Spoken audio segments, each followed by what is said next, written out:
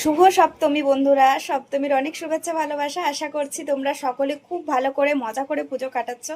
আর আমরাও শুরু হয়ে গেছে আমাদের ঠাকুর দেখা। তোমাদের সাথে তো শেয়ার করছি টুকটাক করে ছবিগুলো আর কি। তো যাই হোক, চলো আজকে যেহেতু সপ্তমী, আজকে বাড়িতেই রান্নাবান্না করব নিরামিষ। আর তার আগে ঠাকুরের পুজোটা আমরা দুজনে একসাথেই আর কি দেবো। যেদিন ও বাড়িতে থাকে আমরা চেষ্টা করি যে দুজনে যেন একসাথে আমরা পুজোয় বসতে পারি, তো বেশ মনটাও ভালো লাগে তাতে। আর তার আগে আমি একটা কাজ করব, ওই সিঁদুর আর তেল আর কি গুলে নিয়েছি, যেগুলো হচ্ছে ঠাকুরের সিংহাসনে, বাড়ির প্রত্যেকটা চৌকাঠে চৌকাঠে এটা দেব।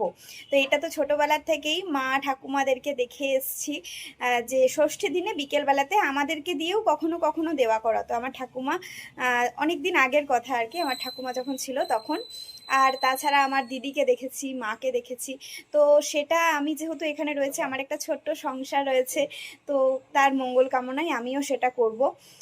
তো এই আর কি। তারপরে রান্নাবান্না করব, কি কি রান্না করছি তোমাদের সাথে তো নিশ্চয়ই শেয়ার করব। তার আগে চলো পুজোটা সেরে। আমাদের পুজো কমপ্লিট। এই যে আমার এই ওঙ্কারের সিংহাসনটা সেদিনে তোমাদের আর দেখানোই হয়নি, তো ঠিক এরকম লাগে আর কি দেখতে, এত ভালো লাগে সাদার মধ্যে ওঙ্কারকে, খুব ভালো লাগে। আর জানো, আমার একটা ছোট্ট মা দুর্গা আছে, তো আমি প্রত্যেক দিনই জল দিই, তো আলাদা করে আর কিছু না। এই যে এখানে একটা ঘটও বসিয়েছি। ঘট সাধারণত দরজায় দেয়, কিন্তু আমি ঠাকুরের কাছে দিয়েছি।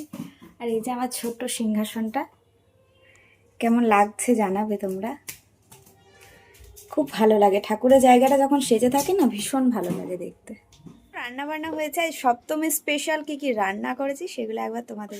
সাদা ভাত তো আছেই, তার সাথে রয়েছে এখানে বেগুন ভাজা।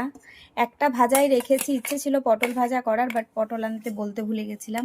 এখানে রয়েছে ঝিঙে দিয়ে মুগ ডাল। গাছে 4টে মতো উচ্ছে ছিল, সেটা দিয়ে আলু দিয়ে একটুখানি মেখেছি, কারণ উচ্ছেগুলো না হলে নষ্ট হয়ে যেত পুজোর পরে, আর কালকে অষ্টমীর থেকে আর ভালো লাগবে না। এখানে রয়েছে নিরামিষ ফুলকপি আলুর একটা তরকারি। একদমই কম তেল মশলায় রান্না করেছি, কারণ এখন তো বাইরে খাওয়া দাওয়া হচ্ছে, ধরো পুজোর টাইম। আর এই যে এখানে রয়েছে তেঁতুল, আমসত্ত্ব, আর একটা হচ্ছে টমেটো, এই দিয়ে চাটনি।